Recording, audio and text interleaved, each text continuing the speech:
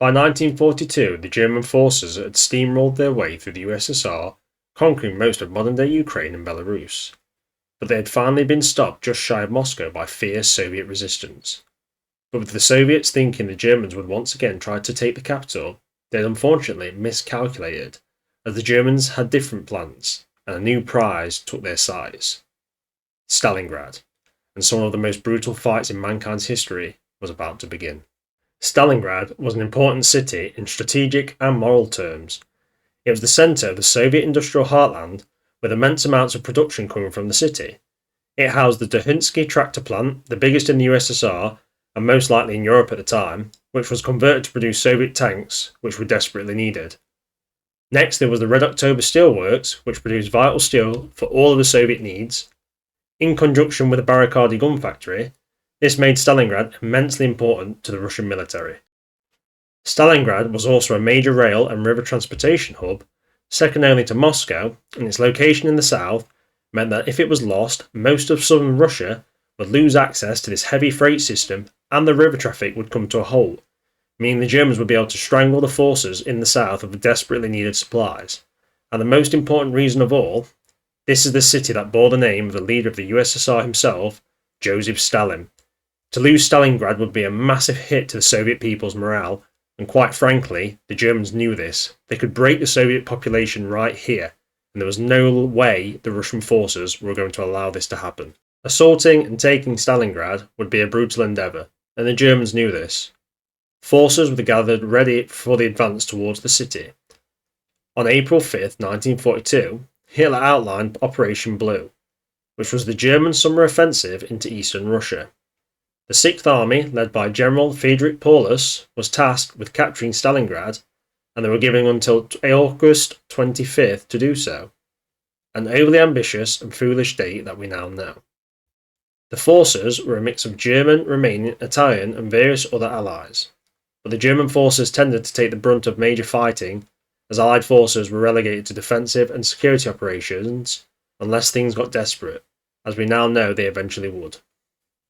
Throughout July, German forces advanced southeast through more Soviet territory, and as the Sixth Army approached Stalingrad's territorial outskirts, Stalin issued the well-known Order 227, declaring that the defenders of Stalingrad would take not one step back.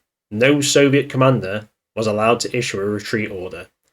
This order was known for its brutal effect on Soviet morale, and the fact having zero options to fall back or retreat was strategically very stupid. The first major combat began not in the city, but north of it, in the so-called Kult Luban operations. These were major Russian attacks against the oncoming German forces. They were quickly cobbled together forces which led to them being poorly coordinated and not the most well organised, but nevertheless the city needed time to be fortified further and fresh forces for it to arrive, so forward the brave men of the USSR went. As the Germans stormed into the Stalingrad district, on the 23rd of August they broke into the suburbs, but fighting was brutal and resistance was heavy, and by the end of August the north and south pincers around the city were nearing the Volga, but progress through the city was far slower. And to make matters tougher for the Germans, the Russians were gearing up to launch the first of the Kult Luban offensives.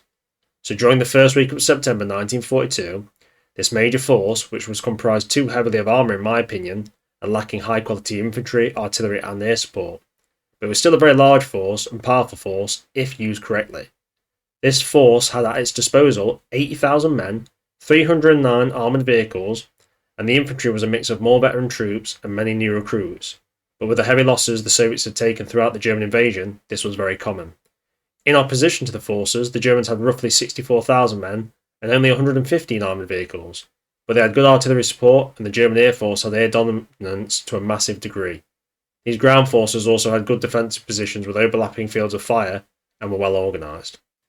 On the 2nd of September, the Soviets began their attack, but it was too rushed and poorly organised, with only 3 days prior being given to mass the forces and supplies. This meant the Soviets' 1st 4th Tank Army going in days before their infantry and other tank forces would join. This allowed the Germans to concentrate on these isolated and alone forces, causing considerable casualties. As the next days arrived, the rest of the Soviet forces joined the battle, but with weak artillery support and no control over the skies, this massive force was beaten back again and again. Some success did occur in the fact the Soviet forces were able to penetrate many kilometres deep into the German defences, but they were then counterattacked hard, with the German artillery being particularly effective in causing massive casualties to the Soviets and stopping their advance there. As this large battle was happening outside the city, the German main thrust into Stalingrad began with the Russian forces being battered and beaten by artillery and air support.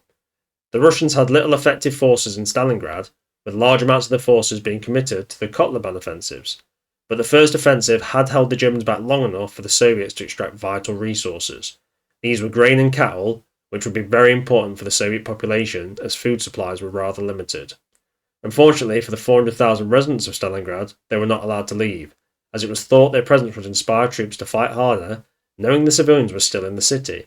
A brutal propaganda tactic, considering most of the food had already been removed, but Stalin cared about holding the city, not saving its populace. And for any civilians who weren't working in the central jobs, like working at the tractor factory, they would be sent into battle sometimes with no weapons, and women and children were forced to dig trenches and help build fortifications. The civilians would face the worst of all people in Stalingrad, and many would not see the end of the battle.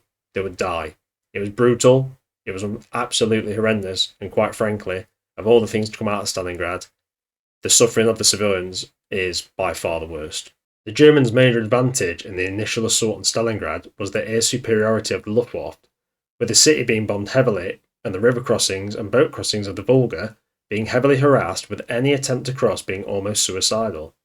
Even before the German ground forces had arrived in Stalingrad, the Luftwaffe had destroyed an estimated 95% of the residential housing in the city, and thousands of civilians had been killed or injured by air raids, which left the city in ruins, and it is said to be the most concentrated use of air power on the Eastern Front. Between early September and up until the middle of the month, the city's combat was grueling, with massive casualties and desperate combat over the broken remains of the city.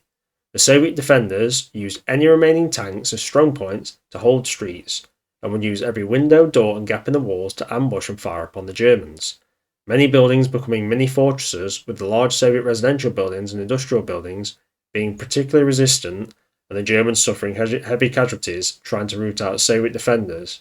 This also combined with Order 227 not allowing any commander to allow his forces to retreat, and the use of blockading forces to capture and kill any deserters, resulted in the city's defenders having to fight to the death.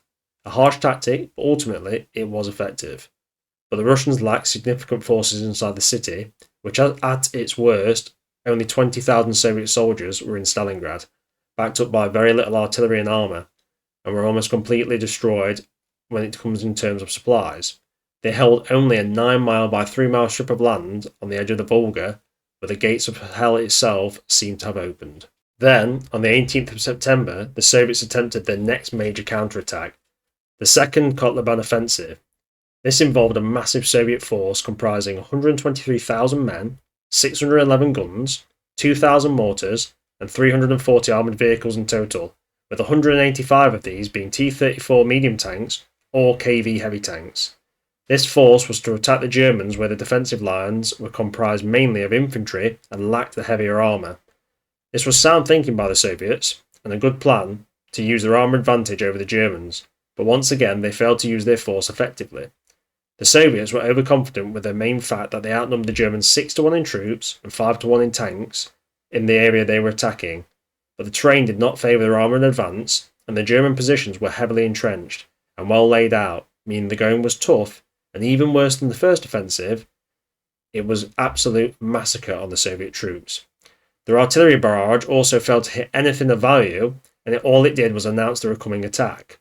And within 2 days, the Soviet forces, being drawn into kill zones and being forced into heavily defended positions, had taken 52,000 casualties and had lost almost half of their tanks.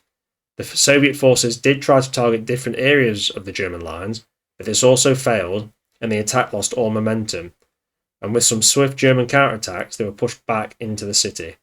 But the Soviets weren't totally disappointed with their attack. They had once again delayed the German forces and had made major armoured forces divert from the main combat in the city to fight them in the northern reaches of Stalingrad.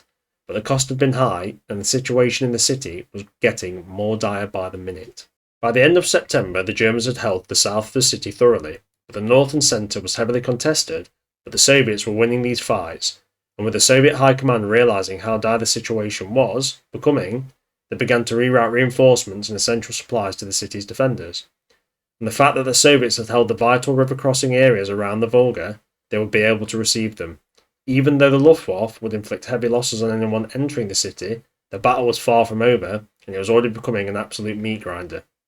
I hope you've enjoyed this video, and you will also come and watch part 2, which will be releasing in a few days. Thanks for watching, everyone, and you guys have a fantastic day.